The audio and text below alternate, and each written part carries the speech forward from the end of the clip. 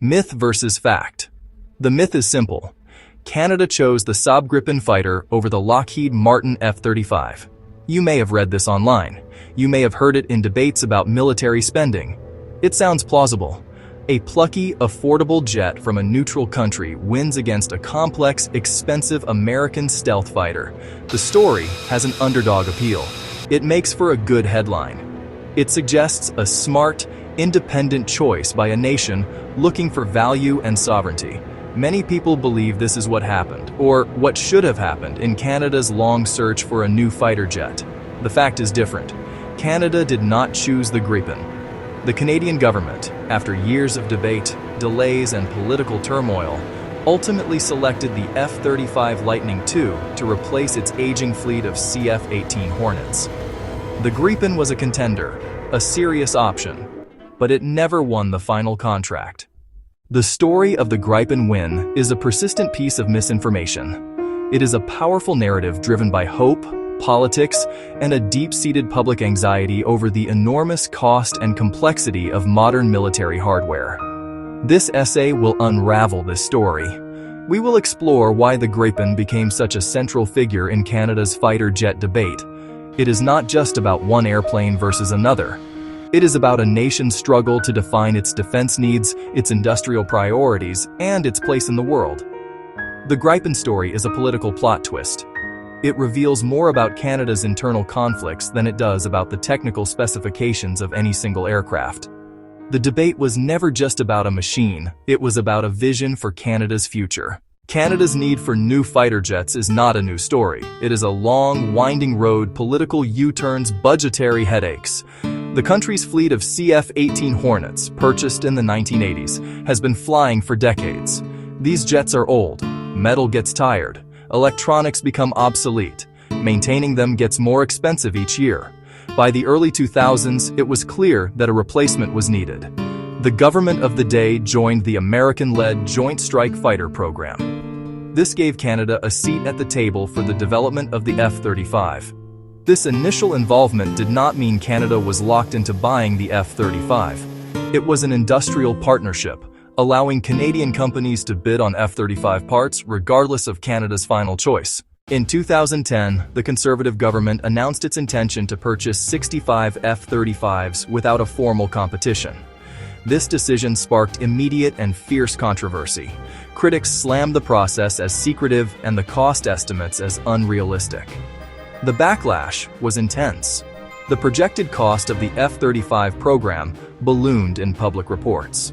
In 2012, a scathing report accused the government of understating full lifetime costs. The F-35 became a major political liability. In 2015, the Liberals promised to scrap the F-35 purchase and run an open, transparent competition. This put the Gripen back in the spotlight. An interim Super Hornet plan fell apart amid a Boeing Bombardier trade dispute. Finally, a formal competition was launched. The Typhoon dropped early, the Super Hornet was disqualified, leaving a final showdown: F-35 versus Gripen. The heart of the debate was a simple trade-off. What kind of fighter did Canada really need? Saab Gripen E Lockheed Martin F-35. The Gripen is designed for efficiency and affordability. Single-engine lightweight fighter. Its supporters call it a smart fighter. It is cheaper to buy. Its operational costs are significantly lower per flight hour. It sips fuel compared to larger jets. The thirsty F-35. It can operate from austere bases with a small ground crew. The F-35, in contrast, is all about cutting-edge capability. It is a fifth-generation fighter.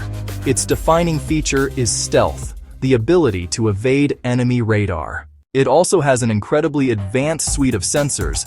These sensors gather vast amounts of battlefield data, fused into a single, coherent picture. This gives the pilot unprecedented situational awareness. The F-35 is a flying intelligence gathering hub that can share data with forces on the ground, in the air, at sea. On performance, the comparison is complex. The Gripen is fast and highly maneuverable, with a modern radar, European missiles, and American missiles. It is capable in both air-to-air and ground attack roles. The Gripen was designed to be easy to fix in harsh conditions. It uses many off-the-shelf components. A small team can refuel, rearm, and turn a Gripen in minutes. The F-35 is a more complex beast, requiring specialized facilities and highly trained technicians. Its global logistics software manages parts and maintenance worldwide, promising scale efficiencies, yet causing headaches in practice. Two philosophies: rugged simplicity versus integrated complexity. When a country buys billions in fighter jets, it is not just buying airplanes. It is making an economic deal. Industrial and technological benefits, ITBs, are core. Manufacturers promise to invest in the buyer's economy. High-tech jobs, technology transfer, and local production lines. Saab's pitch leaned into partnership. Build jets in Canada, in the Montreal area, with a Gripen for Canada team of local firms, and full tech transfer, granting sovereign control over upgrades and maintenance. As an F-35 partner, Canada already had companies in the program. Over 100 firms were in the global supply chain, building parts for every F-35, not just Canada's. Choosing F-35 would secure existing jobs and open more contracts over the program's life. A concentrated Canadian line versus a dispersed but deeper global network. Gripen, a high-profile national symbol, F-35, sustained work across decades and many airframes. Gripen supporters saw more control and higher quality jobs. F-35 supporters saw less risk and more long-term value. Two credible models. Tough choice. The competition forced detailed scrutiny of benefits on both sides. No major defense purchase happens in a political vacuum. For Canada, the key relationship is with the United States. They share continental defense through NORAD and are founding NATO members. Interoperability is a cornerstone of policy. Militaries train, operate, and equip together. Buying American eases interoperability. The F-35 simplifies alliance integration. The F-35 is flown by the U.S. services and key allies, enabling shared training, logistics, and seamless data in conflict. For NORAD, direct plug-in to U.S. sensor networks is a big advantage. Some argued other jets risked a second-class status in alliances. Others framed Gripen as an act of sovereignty and independence. Official pressure was denied, but the subtext was clear. The F-35 is the Allied future.